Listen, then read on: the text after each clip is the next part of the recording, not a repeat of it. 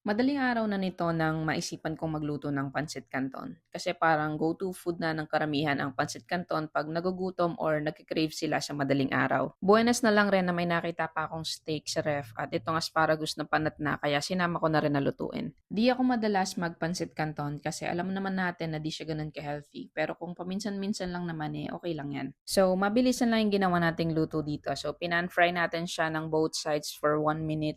And then after that, binasting lang natin siya sa butter, rosemary, and then garlic. And then rest lang natin siya at ayan, hihiwain na natin siya after 5 minutes. And after that, nagprito lang din ako ng itlog. Tapos itong asparagus, nilagyan ko lang din siya ng butter and salt and pepper. And after that, on the same pan, nagpakulo lang din ako ng tubig para sa pancit canton. At nung kumukulo na, ay nilagay ko na rin yung noodles niya. Tapos nilagyan ko lang siya ng konting fresh parsley.